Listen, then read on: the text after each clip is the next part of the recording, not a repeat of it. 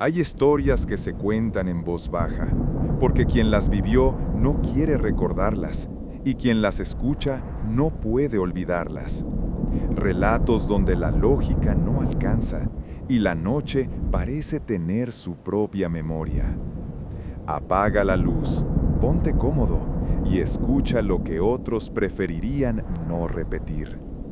Esto es Miedo a Medianoche, cuando el miedo no necesita gritar para quedarse contigo.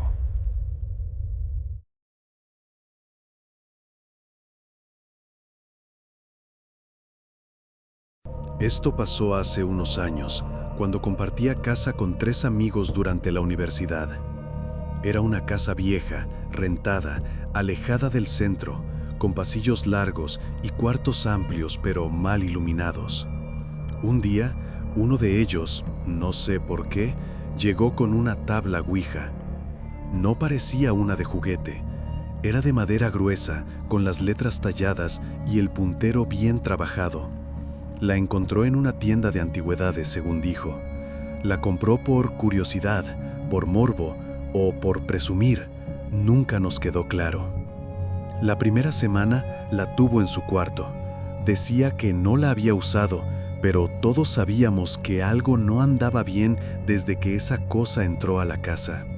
Pequeños ruidos, puertas que se abrían solas, luces que parpadeaban y, sobre todo, una sensación, como si algo nos observara desde donde no estábamos mirando. Una noche, mientras cenábamos, él nos dijo: «La quiero tirar». Todos estuvimos de acuerdo.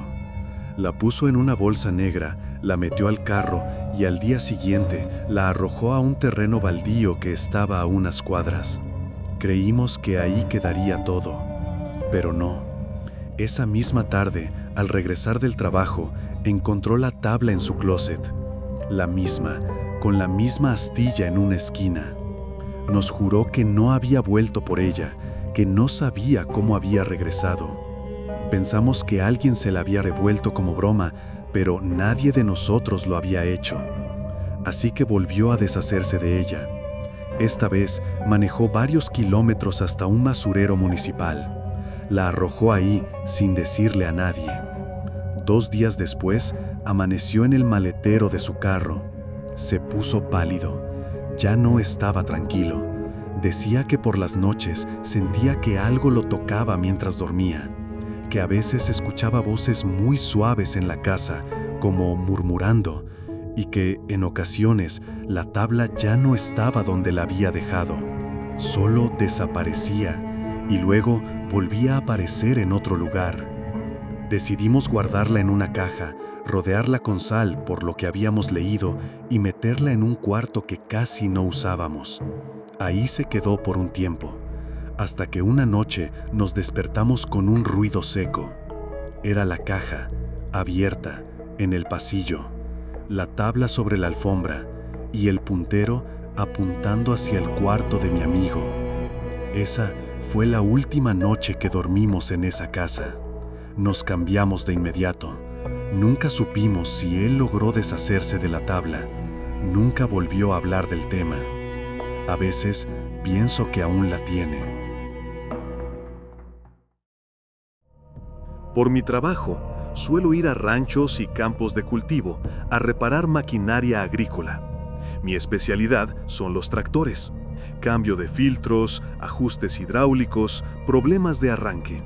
Hay días en que tardo poco y otros en los que me cae la noche encima, pero cuando la falla es más seria, pueden pasar horas. Una tarde me tocó un caso así. El tractor no arrancaba.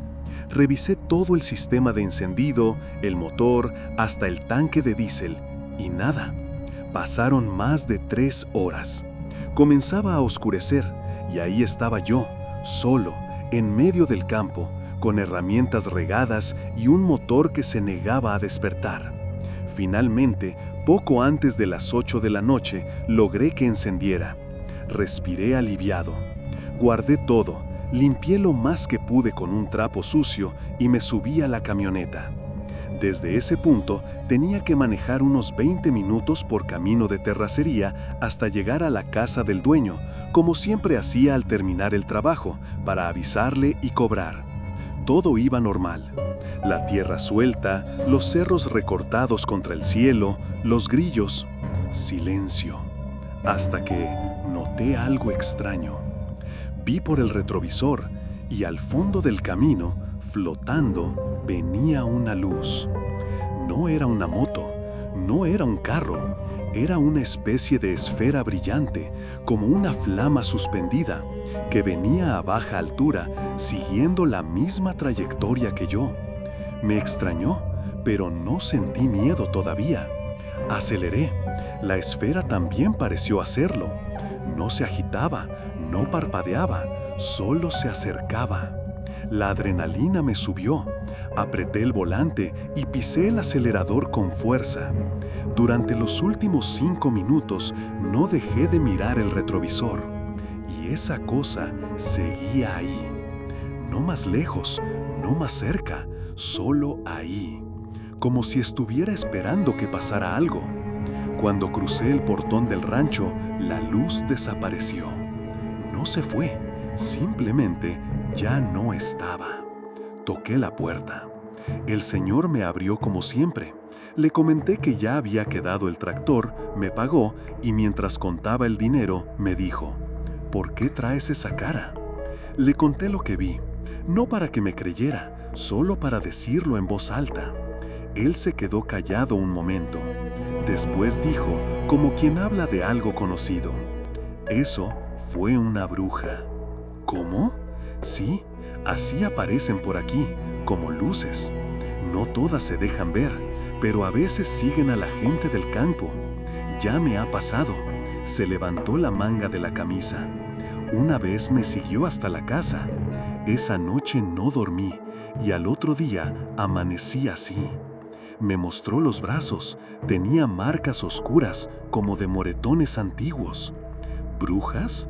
Le pregunté, sin saber si me hablaba en serio.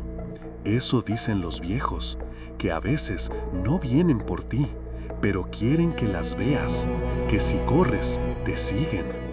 No supe qué responder. Salí de ahí con el estómago revuelto. Desde entonces, cada vez que voy a trabajar a esa zona, reviso el reloj. Y si veo que se está haciendo tarde, mejor dejo el trabajo pendiente. Esto ocurrió hace algunos años, con unos amigos del trabajo. Éramos 4 amigos. Solíamos juntarnos en casa de uno de ellos a ver películas, jugar o simplemente perder el tiempo. Una noche, uno de ellos llegó con la idea de ir a grabar algo paranormal para su canal de YouTube. Dijo que conocía una casa abandonada a las afueras de la ciudad, donde, según él, se habían hecho rituales o cosas raras. Nadie le creyó, pero aceptamos por el morbo.